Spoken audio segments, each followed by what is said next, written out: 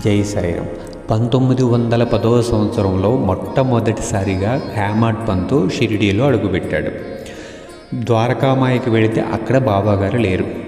తాత్యా సాహెబ్ నోల్కర్ హేమాడ్ పంతును చూసి అతనితో ఇలా అన్నాడు, బాబాగారు సాటేవాడ చివరిలో ఉన్నారు, లెండివనానికి వెళ్ళి వస్తున్నారు, అక్కడే నిల్చొని ఉన్నారు, నువ్వు వెళ్ళి వెంటనే బాబాను దర్శించు.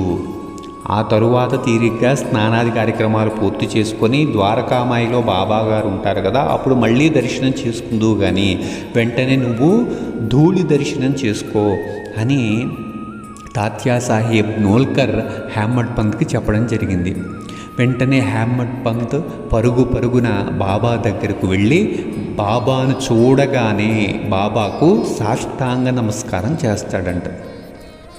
అప్పుడు ఏం జరిగిందో, ఏం అద్భుతం జరిగిందో, తనలో ఏ మార్పు కలిగిందో హేమాడ్ పంతు ఇలా అన్నాడండి, బాబాను దర్శించిన క్షణమే నా మనస్సంతా ఆనందంతో నిండిపోయింది, పొంగి పొరలిపోతూ ఉంది, నా ఇంద్రియాలన్నీ, నా మనస్సంతా సంతృప్తితో నిండిపోయింది అంటున్నాడు. అలాగే నాకు ఈ ప్రపంచం పట్ల వైరాగ్యము కలిగింది, విరక్తి కలిగింది, నా మనస్సులో గొప్ప మార్పు సంభవించింది, అంటే నా ఆలోచనలన్నీ కూడా మారుతూ ఉన్నాయి, ఇది నేను స్పష్టంగా గమనించాను అని చెప్పి అన్నాడు. అంటే అప్పటి వరకు తన మనస్సులో ఉండే అసంతృప్తి, తన మనస్సులో ఉండేటటువంటి కొద్దో గొప్ప ఉండే ఆందోళన, సంఘర్షణ, చింత, అతి ఆలోచనలు, తన మనస్సులో ఉండే చంచలత్వము, దుఃఖము, ఇవన్నీ కూడా ఒక్క బాబాను దర్శించినటువంటి క్షణమే తొలగిపోయాయట. ఆనందముతో సంతృప్తితో మనస్సంతా నిండిపోయిందట. ఇది హేమాడ్ పంతు స్వయంగా బాబాను దర్శించిన క్షణంలో ఏం జరిగిందో చెప్పడం జరిగిందనమాట. అండ్ మనం ప్రాపంచికంగా ఎన్నో కర్మలు చేస్తూ ఉంటాం, ఎన్నో పనులు మనం ఆచరిస్తూ ఉంటాం, ఎన్నో సాధించడానికి మనం ప్రయత్నం చేస్తూ ఉంటాం, ఎన్నో పొందాలనుకుంటాం.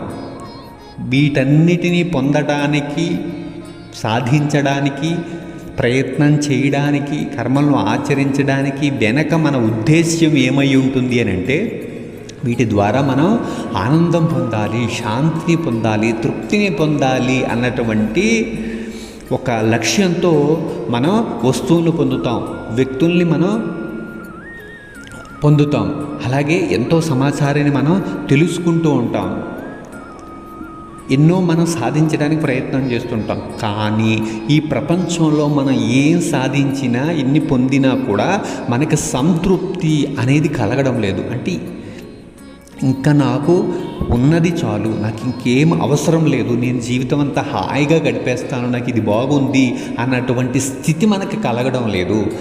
మనం ఎన్ని పొందినా, ఎన్ని వస్తువుల్ని కూడబెట్టుకున్నా, ఎన్ని ఇళ్లను కూడబెట్టుకున్నా, ఎన్ని ఆస్తుల్ని, పొలాల్ని, ఫ్లాట్లను కూడబెట్టుకున్నా, ఎంత బంగారాన్ని కూడబెట్టుకున్నా ఇంకా కావాలి, ఇంకా నేను పొందాల్సింది ఏదో ఉంది అన్నటువంటి స్థితిలోనే తాను ఉంటున్నాడు. అంటే అసంతృప్తిలోనే ఉంటున్నాడు తప్ప నాకు ఇంకా చాలు అనే స్థితి తనకు కలగడం లేదు, ఆ సంతృప్తి కలగడం లేదు. మరి అది ప్రపంచంలో ఎందుకు కలగడం లేదు అని అంటే, ప్రపంచంలో లేదు, వస్తువులలో లేదు, వ్యక్తులలో లేదు, ఏ సమాచారంలో, ప్రాపంచిక సంబంధించినటువంటి ఎటువంటి సమాచారంలో కూడా, ఎటువంటి విషయాలలో కూడా ఈ సంతృప్తి అనేది లేదు. మరి ఎక్కడ ఉన్నది అంటే అది ఆత్మ చైతన్య శక్తిలో ఉన్నది. దాన్నే పరబ్రహ్మము అంటాం, ఆత్మ అంటాము, అలాగే పరమాత్మ అంటారు, అలాగే దాన్ని శివం అని అంటాం, రకరకాల పేర్లు పెట్టుకున్నాం. అంటే ఆత్మ చైతన్య శక్తిలోనే ఆ సంతృప్తి, ఆనందము, ఆ పరమశాంతి, ఆ శక్తి, జ్ఞానము ఇవన్నీ అందులోనే ఉన్నాయి. మరి బాబాను దర్శించిన క్షణమే ఎందుకు అంతటి సంతృప్తి, పరమానందం, ఎంతటి ఆనందమట, పొంగి పొరలిపోతుంది అన్నాడు. చూడండి, మరి మన జీవితంలో ఎప్పుడైనా అంత ఆనందాన్ని పొందామా? లేదు. కానీ బాబాను దర్శించిన క్షణమే అది పొందడం జరిగింది. మరి ఆనందము ఆత్మ చైతన్య శక్తిలో ఉంది కదా, మరి బాబాను దర్శిస్తే ఎలా కలిగింది అంటే బాబా దేహము కాదు. ఈ ఆనందము దేనిలో ఉందో ఆ ఆత్మ చైతన్య శక్తియే బాబా. అంటే బాబా అనుకుంటున్నటువంటి ఆ శరీరం ఏదైతే ఉందో ఆ శరీరము లోపల ఉన్నటువంటి ఆత్మ చైతన్య శక్తియే బాబా. కాబట్టి ఆత్మ చైతన్య స్వరూపమైనటువంటి పరబ్రహ్మ స్వరూపమైనటువంటి ఆ బాబాలోనే ఆనందము, శాంతి, సంతృప్తి, శక్తి, జ్ఞానము, ప్రేమ, దయ, ఐశ్వర్యము, సకల సంపదలు, శక్తులు, సిద్ధులు అన్నీ ఉన్నాయి. ఇక్కడ బాబాను దర్శించిన క్షణమే ఒక మల్లె పువ్వు చెట్టు దగ్గరికి వెళ్ళగానే సువాసనలన్నీ కూడా మనం పొందినట్టు బాబా యొక్క సమక్షంలో మనకు సంతృప్తి కలుగుతుంది. ఎందుకు అని అంటే ఆయన చెప్పాను కదండి, ఆనందము, శాంతి, తృప్తి, శక్తి, జ్ఞానము, ప్రేమ, దయ కలిగి ఉన్నటువంటి పరబ్రహ్మ స్వరూపము షిరిడి సాయిబాబా. అందుకే ఆయన దగ్గరికి వెళ్ళగానే అతనికి స్థితి అనేది కలిగింది. ప్రపంచం పట్ల క్షణంలో వైరాగ్యం అనేది కలిగింది. ఎక్కడ చూసినా బాబాయే జ్ఞాపకం వస్తున్నాడట, బాబా రూపమే కనిపిస్తుందట. అంటే అర్థం ఏమిటి? బాబా సాక్షాత్తు పరబ్రహ్మ స్వరూపము. ఆయన్ని దర్శిస్తే పరబ్రహ్మాన్ని దర్శించినట్టే. ఆయన సన్నిధిలో ఉంటే పరబ్రహ్మం యొక్క సన్నిధిలో ఉన్నట్టే. మరి పరబ్రహ్మం యొక్క సన్నిధిలో ఉంటున్నామంటే పరబ్రహ్మంలోనే ఆనందం ఉంది కాబట్టి ఆనందం యొక్క సన్నిధిలో ఉన్నట్లే. ఆయనలోనే శాంతి, తృప్తి ఉంది కాబట్టి నువ్వు ఎవరి సన్నిధిలో ఉన్నట్టు? పరమశాంతి, సంతృప్తి సన్నిధిలో ఉన్నట్లే. మల్లెపువ్వు సన్నిధిలో ఉంటే మల్లెపువ్వు యొక్క సువాసనను మనం ఆఘ్రాణించగలుగుతాం సులభంగా. అలాగే మరి బాబా సన్నిధిలో ఉంటే ఆటోమేటిక్గా ఆయనలోనే ఉన్నటువంటి ఆనందము, శాంతి, తృప్తి మనకు లభిస్తాయి. చూసారా అండి, బాబాను దర్శించడంలో ఇంత విషయం దాగి ఉందన్నమాట. కాబట్టి ఇక్కడ బాబా దర్శనం అంటే సాక్షాత్తు మనము ఆనందాన్ని, శాంతిని, తృప్తిని పొందడమే, జ్ఞానాన్ని పొందడమే, వైరాగ్యాన్ని పొందడమే అని మనం తెలుసుకున్నాం. ఇక్కడ హేమాడ్ పంత్ దర్శనం అయిపోయిన తర్వాత మరుసటి రోజు చిన్న వాదన జరుగుతుందండి సాటేవాడలో. ఏమిటా వాదన అంటే హేమాడ్ పంత్ ఏమంటున్నాడంటే, మనం కష్టాల నుంచి, నష్టాల నుంచి, సమస్యల నుంచి, అసలు ఈ అజ్ఞానం నుంచి, ఈ బాధ నుంచి మనం బయటపడాలని అనుకుంటున్నాం కదా. ఈ బయటపడడానికి, మన దుఃఖాన్ని మనం తొలగించుకోవడానికి మనంతట మనమే ప్రయత్నం చేయాలి, తప్పదు. మరి మనంతట మనం ప్రయత్నం చేయవలసి వచ్చినప్పుడు ఇంకా గురువుతో పని ఏమిటి? గురువుతో నీకు పని ఉంది అని అనుకున్నప్పుడు, గురువుతో నీకు అవసరం ఉంది అన్నప్పుడు మరి నువ్వు ఏ పని చేయకుండా ఉంటున్నావా? ప్రయత్నం చేస్తున్నావు కదా. మరి ప్రయత్నం చేసేటప్పుడు గురువుతో అవసరమే ఉంది. ఇప్పుడు నేను ఖాళీగా కూర్చుంటే మరి నా దుఃఖాన్ని, సమస్యల్ని, బాధల్ని అన్నీ తొలగించగలరా? నా ప్రయత్నం నేను చెయ్యాలి కదా. మరి నా ప్రయత్నం నేను చేయవలసి వచ్చినప్పుడు ఇంకా గురువు ఎందుకు? మనిషి స్వేచ్ఛాజీవి కదా, తను అనుకున్నది తాను చేయగలుగుతాడు కదా, తన ప్రయత్నం తాను చేసేటటువంటి అధికారం తనకు ఉంది కదా. మరి చేసేటప్పుడు గురువు ఏం చేస్తాడయా అని హేమాడ్ పంత్ తన యొక్క నిర్ణయాన్ని తెలియజేశాడనమాట, తన యొక్క అభిప్రాయాన్ని తెలియజేశాడు. అయితే బాటే అనే భక్తుడు వాదించడం మొదలుపెట్టాడు. తనేమంటున్నాడంటే ప్రారంభం తరపున వాదిస్తున్నాడు. ప్రారంధం అంటే గత జన్మలో మనం చేసుకున్న కర్మల యొక్క సమూహమే, లేదా కర్మల యొక్క ఫలితమే ప్రారంధం. కాబట్టి మనిషి తన ప్రారంధాన్ని అనుసరించి తన మనిషి జీవితంలో అంతా జరుగుతుంది. ఏది ఎప్పుడు జరగవలసి ఉందో అది ఖచ్చితంగా భగవంతుడు చేసి తీరతాడు. ఏది ఎప్పుడు జరగాలో అప్పుడు ఖచ్చితంగా అదే జరుగుతుంది. అలాగే జరుగుతుందా? అయితే ఏది ఎప్పుడు జరగాలో అదే జరుగుతున్నప్పుడు నేను కూర్చొని ఉంటాను. నేను కూర్చొని ఉంటే మరి అన్నీ జరిగిపోతాయా? ఏది ఎప్పుడు జరగాలో అప్పుడు జరుగుతుంది కదా, అంత ప్రారంభం ప్రకారం జరుగుతుంది కదా. నాదేమీ లేదు కదా. నాది ఏదీ లేనప్పుడు, నేనేమీ చేయవలసిన అవసరం లేనప్పుడు, అంతా ప్రారంభం ప్రకారమే జరుగుతున్నప్పుడు నేను కూర్చొని ఉంటానయ్యా. కూర్చొని ఉంటే జరిగిపోతుందా అని అంటాడు. అలా అనుకుంటే ఏమంటున్నాడంటే, మహనీయులు కూడా ఈ విషయంలో ఓడిపోయారు. ఇప్పుడు ఇట్లా అనుకుంటున్నావు కదా, మహనీయులు కూడా ఇలా అనుకునే ఓడిపోయారు. అంటే కూర్చుంటే జరిగిపోతుందా అంటే, కూర్చోవడానికి నువ్వు ప్రయత్నం చేస్తావు, కానీ అలా ఉండగలవా? ఉండలేవు. నువ్వు కర్మ చేయడానికి ఖచ్చితంగా నీకు ప్రేరణ వస్తుంది, నువ్వు కర్మ చేస్తావు, దానికి తగిన పరిస్థితులు ఏర్పడతాయి, నువ్వు కర్మ చేసేస్తావు, ఉండలేవు. అలా ఉన్నా కూడా అది ప్రారంభమే అంటాడు బాటే. అంటే నువ్వు నిజంగా ఖాళీగా ఉండాలి, కూర్చోవాలి అనుకుంటే, అంటే ప్రారంభంలో అది ఉంది కాబట్టి అట్లా జరుగుతుంది, భగవంతుడు అట్లా చేయిస్తాడు. లేదు నువ్వు కర్మ చెయ్యాలి, నువ్వు ప్రారంభంలో ఉండే ఫలితాన్ని అనుభవించాలి అని భగవంతుడు అనుకున్నప్పుడు ఖచ్చితంగా అది నీ చేత చేయిస్తాడు. నువ్వు చేయకుండా కూర్చున్నప్పటికీ కూడా ఏది ప్రారంభంలో జరగాలో అది జరగడానికి అవసరమైనటువంటి పరిస్థితులను నీ ముందుంచుతాడు. ఉంచుతున్నప్పుడు ఆ పరిస్థితులే నీకు ప్రేరణ కలిగించడం చేత నువ్వు ఖాళీగా కూర్చోకుండా, నిశ్శబ్దంగా ఉండిపోకుండా నీకేమనిపిస్తుందంటే వెంటనే తక్షణమే కర్మ చేయాలి అన్నటువంటి ప్రేరణ నీకు వస్తుంది. ఎందుకు? నీ ముందు అటువంటి పరిస్థితులు ఉన్నాయి. ఆ పరిస్థితుల ప్రభావం చేత నువ్వు ప్రేరణ చెంది ఖచ్చితంగా ఆ పరిస్థితులకు అనుగుణంగా కర్మలను ఆచరిస్తావు. మరి ఇక్కడ నువ్వు కర్మ చేశావు, కానీ నీ వల్లనే జరిగిందా?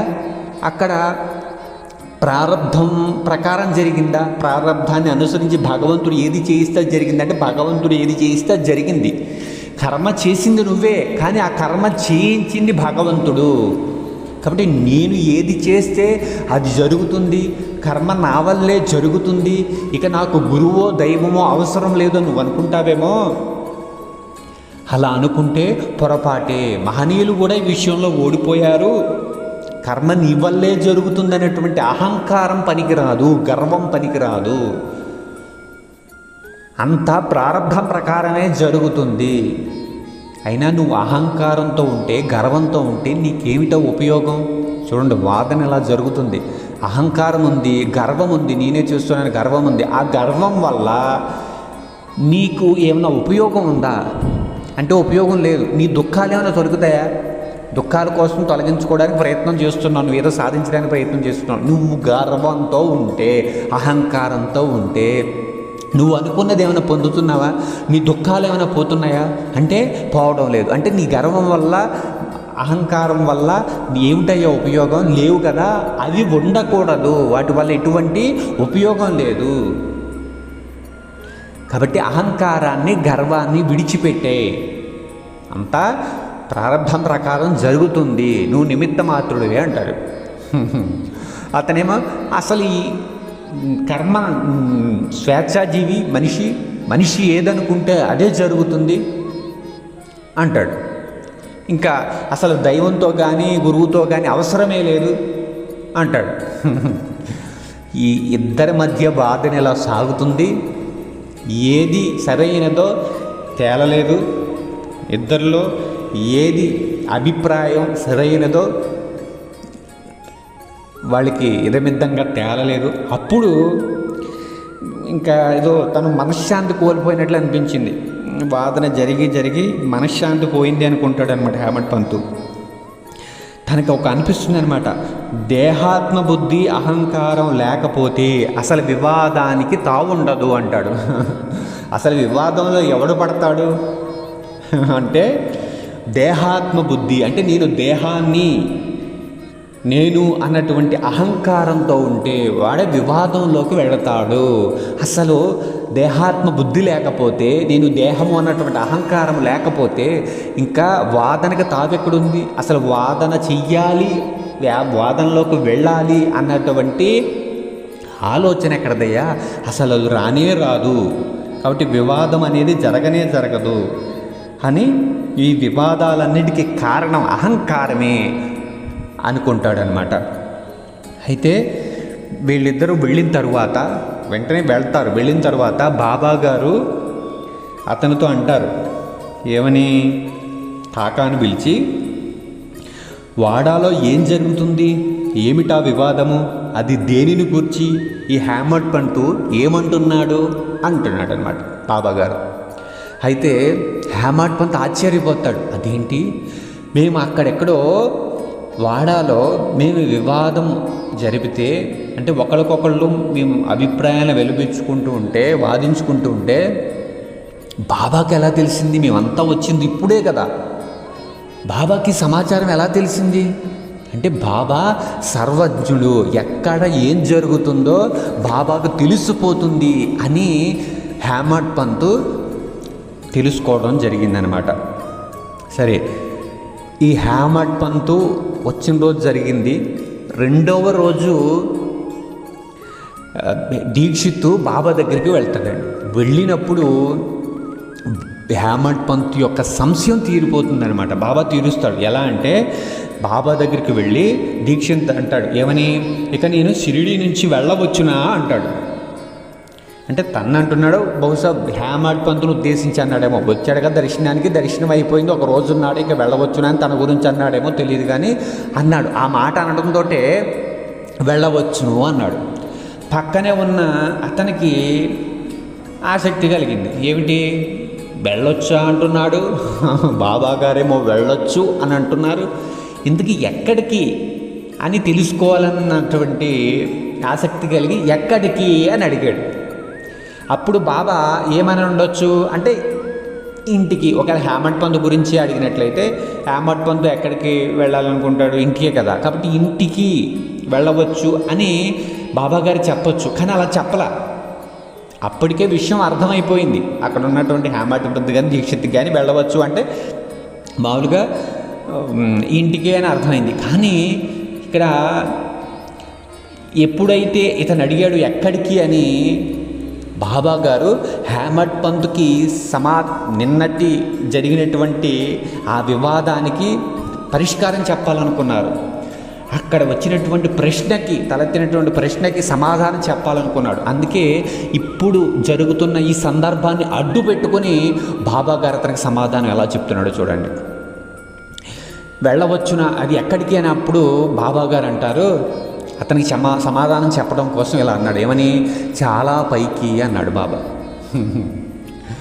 చాలా పైకి అంటే వెంటనే మరి దీక్షిత్కి అర్థమైంది. బాబా గారు ఏదన్నా చెప్పాలి అనుకున్నప్పుడు, జ్ఞానబోధ చేయాలనుకున్నప్పుడు మార్మిక భాషలో ఉపయోగిస్తాడనమాట. అంటే తిన్నగా చెప్పడు బాబా, వెరైటీగా చెప్తారు. ఇది అర్థమైపోయింది, బాబా ఏదో చెప్పాలనుకుంటున్నాడు. అందుకని అతనేమన్నాడు, దీక్షిత్ ఏమన్నాడు అని అంటే, చాలా పైకి అంటున్నారు కదా బాబా, మార్గము ఏది అంటే, అక్కడికి చాలా పైకి వెళ్ళడానికి మార్గం ఏది అని అంటే, అక్కడికి వెళ్ళడానికి చాలా మార్గాలు ఉన్నాయి, షిరిడి నుంచి కూడా ఒక మార్గము ఉన్నది అని బాబా చెప్పాడు. చూడండి, అయితే షిరిడి నుంచి మార్గం ఉంది, సరే, అక్కడ చాలా కష్టమైనది అని కూడా బాబా అంటున్నాడండి.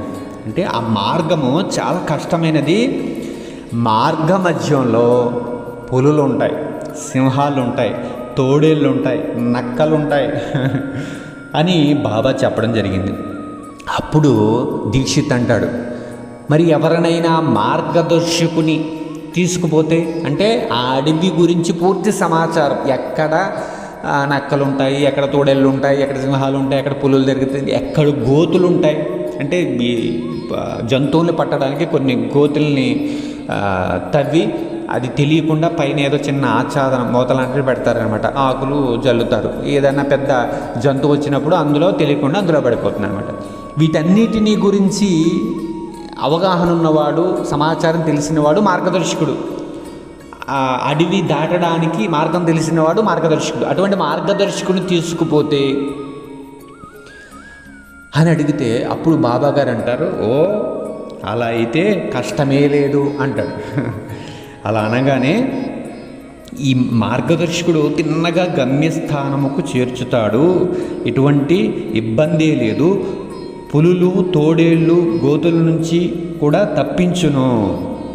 మార్గదర్శకుడు లేకపోతే అడవి మృగాలచే చంపబడవచ్చును, లేదా దారి తప్పి గుంటల్లో పడిపోవచ్చును అని చెప్పడంతో అక్కడే ద్వారకామాయిలో ఉన్నటువంటి అవసర నిధిలో ఉన్నటువంటి హ్యామర్డ్ పందికి సమాధానం చిక్కిందనమాట. ఏమిటి అని అంటే,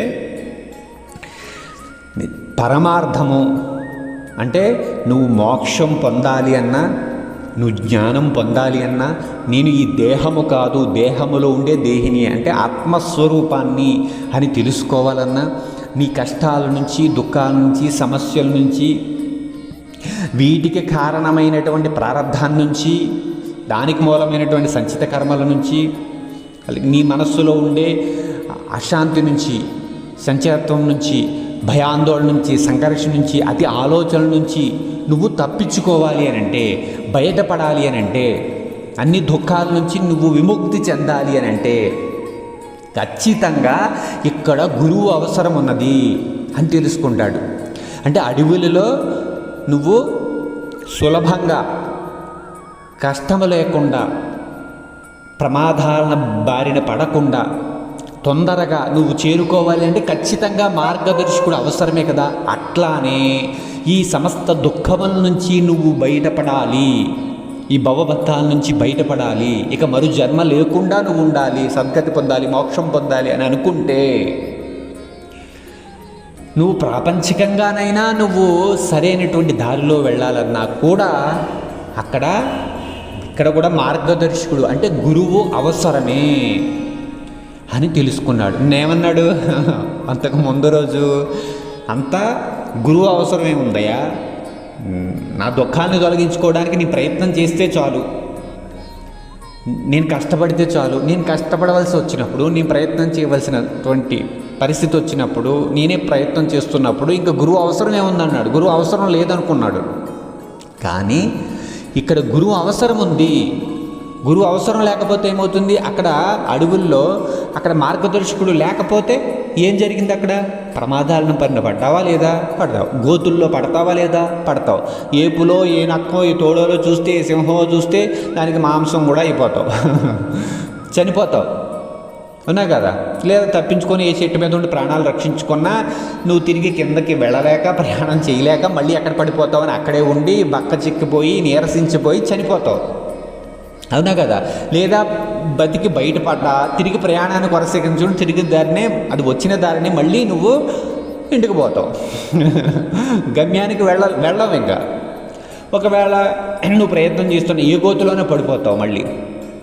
సరే, తిరిగి ఇంటికి వెళ్ళకపోయినా, అంత ప్రమాదాల బారిన పడనా, నువ్వు ఎలాగోలో బయటపడి నువ్వు ప్రయాణం కొనసాగించావా అంటే, ఈ గోతుల్లో పడి ఈ పుల్ల బారి నుంచి తప్పించుకొని వాటికి చిక్కకుండా అక్కడే నువ్వు చేరి అక్కడే ఉంటూ జాగ్రత్తగా అడుగులు అడుగు వేసుకుంటూ వెళ్తుంటే ఎప్పుడుకు వెళ్తావు నువ్వు, చాలా సమయం పడుతుంది. అది కష్టంతో, చాలా భయాందోళనతో, దుఃఖంతో కూడి ఉందన్నమాట.